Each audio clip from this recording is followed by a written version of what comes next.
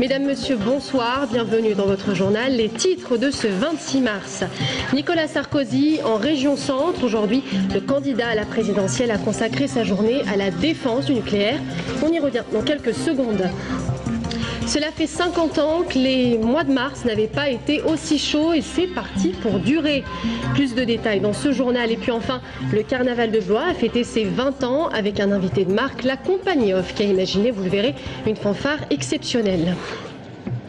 Bonsoir, Nicolas Sarkozy était en meeting aujourd'hui à Ormes. Le candidat à la présidentielle a consacré sa journée à la défense du nucléaire. Au total, 2000 personnes ont assisté au meeting, dont 260 militants UMP d'Indre-et-Loire. Le candidat a abordé différents thèmes de sa campagne, notamment celui de l'amitié franco-allemande. Il a parlé également de la formation de l'emploi en proposant d'attribuer le RSA aux personnes présentes depuis au moins 10 ans en France et ayant cotisé au minimum 5 ans. Mais auparavant, il a visité la centrale nucléaire de Saint-Laurent-des-Eaux dans le Loir-et-Cher.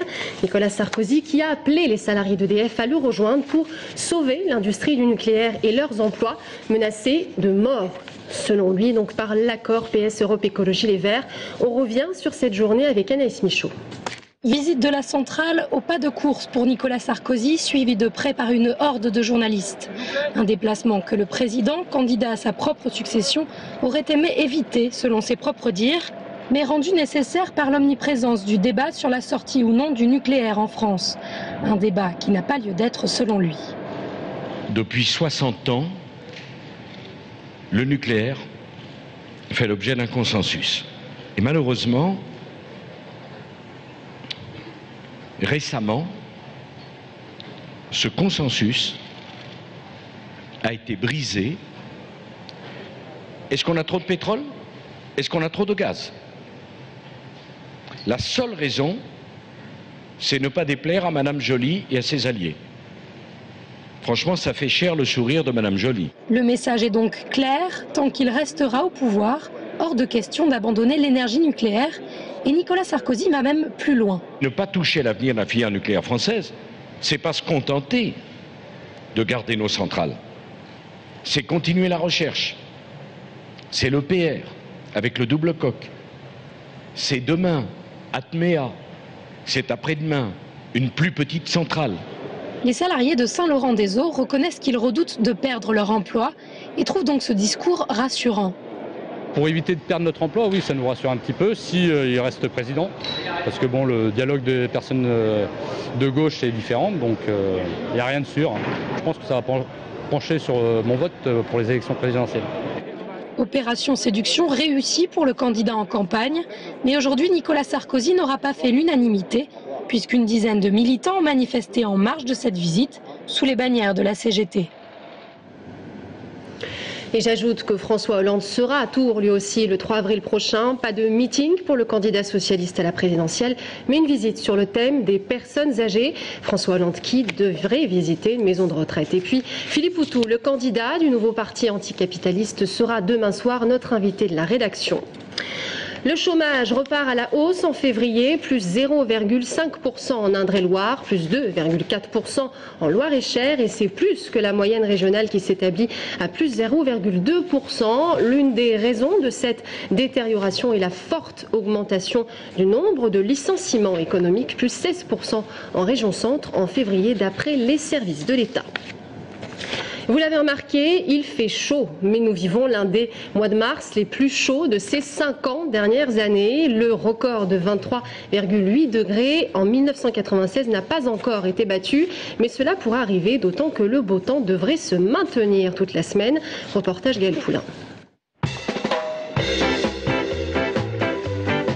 Les Tourangeaux n'ont pas attendu l'ouverture de la guinguette pour s'évader sur les bords de Loire. Avec des températures qui frisent les 20 degrés, la pause déjeuner a pour beaucoup été une excuse pour s'échapper et profiter de ce que l'on appelle communément la douceur tourangelle. Je décompresse parce que je travaille dans un collège et j'ai besoin d'être toute seule, ça me fait du bien. Et avec le soleil, c'est encore mieux? Oui, parce que comme ça, en même temps, j'ai bronzé. C'est très bien, ça donne l'occasion de déjeuner dehors, par exemple. C'est très agréable. On essaye de profiter du soleil avant de retourner en cours.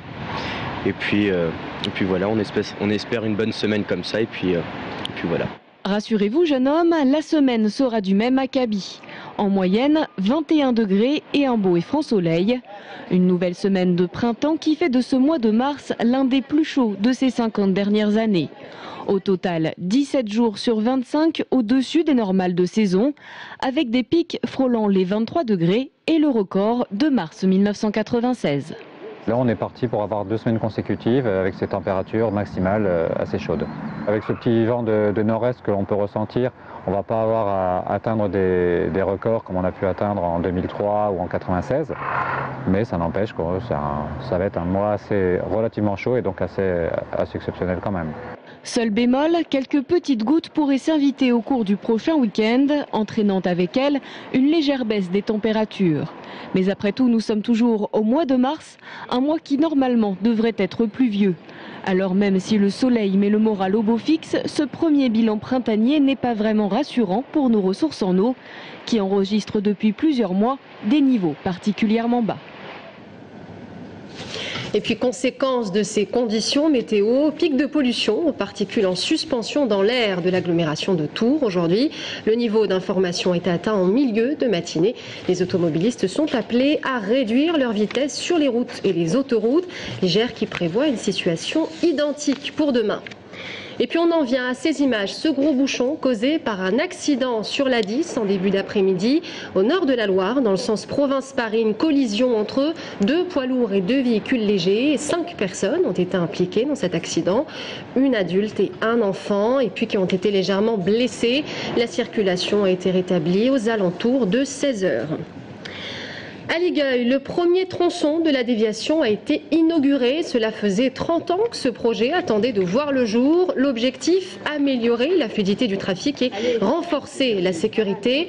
Une première phase qui représente un coût de 6,5 millions d'euros environ. On écoute Marisol Touraine, la présidente du Conseil général d'Indre-et-Loire. Cette commune est engorgée par les camions, par les voitures qui passent dans une rue étroite et qui viennent créer des situations à la fois dangereuses et désagréables pour les riverains et pour l'ensemble des habitants. Donc aujourd'hui, à partir d'aujourd'hui, les voitures qui ne vont pas dans Ligueuil ne seront plus amenées, ne seront plus obligées de traverser cette commune. Et c'est donc une avancée tout à fait importante. Et l'un des temps forts de ce dimanche, c'était le boulevard Jean Royer, inauguré hier matin. Une date importante puisqu'il y a un an tout juste que l'ancien maire de Tours disparaissait. Un quartier lourd de sens et de symboles pour les proches de la famille de Jean Royer. On écoute Gérard Royer, le fils aîné de Jean Royer, suivi de Jean Germain, le maire de la ville de Tours. Moi j'ai fait mon service militaire dans la caserne à côté en 1968. Tous les membres de ma famille, les tantes, mes tantes, mon oncle ont travaillé dans ce quartier. Et donc le choix de ce boulevard pour lui donner le nom de mon père me paraît un choix très subtil et qui nous touche beaucoup. Et aujourd'hui il fait beau. Et bien que ce soit le premier anniversaire de la mort de mon père, nous sommes tous dans un état d'esprit serein. Et voilà, je suis entouré de mes petits-enfants, de 4 de mes 8 petits-enfants. Et voilà, vous voyez que la famille est sereine et cultive un souvenir important et fort. C'est un quartier de la ville de Tours qui est un quartier très populaire, qui est un véritable quartier tourangeau, qui a connu l'histoire. Il y avait ici les casernes, il y a eu à l'endroit où nous sommes, il y a eu un régiment de Spahis, ensuite il y a eu l'escadron de circulation routière, derrière il y a le Sanitas, mais qui auparavant étaient les ateliers du chemin de fer. Ça a été le quartier de la résistance. Donc on est dans un endroit tourangeau vrai, et donc faire de ce boulevard le boulevard Jean Royer, je pense que c'était à la fois la continuité de l'histoire de notre ville, et puis comme on va le prolonger jusqu'à l'ancienne école d'application du train, ça va être aussi un élément de modernité de la ville. Et on passe au sport avec du volley. D'abord, le TVB a remporté son match 3-7-1 contre son dauphin Poitiers pour cette dernière journée de championnat régulier de Ligue A. Et maintenant, c'est l'heure des playoffs. Les hommes de Pascal Foussard donc devront jouer les quarts de finale face à Paris le 3 avril pour le match aller et le 7 avril pour le match retour.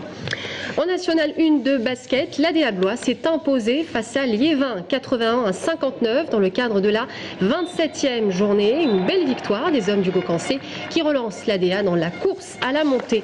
Les Blésois sont donc 7e de la National 1 avec 45 points. Et puis on referme cette page sportive avec du foot. Le Tour FC a battu Liévin 2-1 pour le compte de la 29e journée de Ligue 2. Le Tour FC qui est donc 8e de la Ligue avec 41 points. On écoute l'entraîneur Peter Zeller, heureux de la progression de son équipe. Depuis 8 matchs, on confirme notre montée. Ça va, les automatismes viennent, l'état d'esprit est là. Tout le monde sait ce que l'autre fait. Alors on fait encore beaucoup d'erreurs, mais alors les principes sont là, ça va de mieux en mieux. Regardez qui a marqué aujourd'hui, c'est Ketke Fonfon et Biancardini. C'est pas si mal que ça. On avait, après son erreur pour le premier but, un grand Leroy, une grande défense centrale et tous les 13 alors ont vraiment beaucoup donné et c'est nécessaire pour gagner. Et puis on termine ce journal avec le carnaval de Blois. Vous étiez nombreux hier à y avoir assisté. Cette année, le carnaval fêtait ses 20 ans et pour l'occasion, la compagnie Off a imaginé une fanfare exceptionnelle. Sortie tout droit d'un rêve, la grande parade avait des airs de cinéma. L'univers enchanté où toutes les créatures semblaient venir de très loin et tomber quelquefois même du ciel. Je suis bien. Je cherche à faire des pointes, à trouver la pointe la plus molle. Je suis mariée avec le vent. Henri!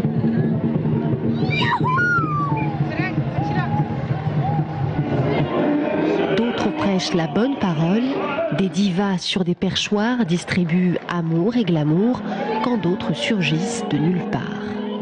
Ah mais nous on vient de très très loin, mais très loin, on a traversé le désert, on n'en peut plus, on est les zouaves, on est HS, tu comprends ça?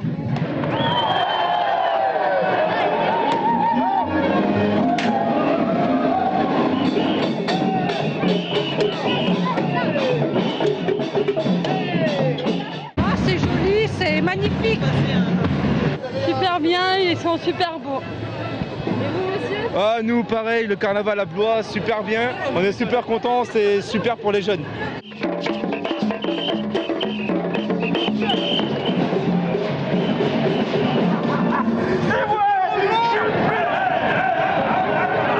Plus qu'une fanfare, le carnaval de Blois restera une pause enchanteresse dans le quotidien des Blésois.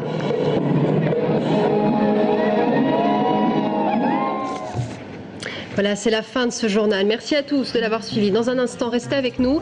Valérie Sécheret, directrice du développement économique à Tour Plus, sera notre invitée de la rédaction. A tout de suite.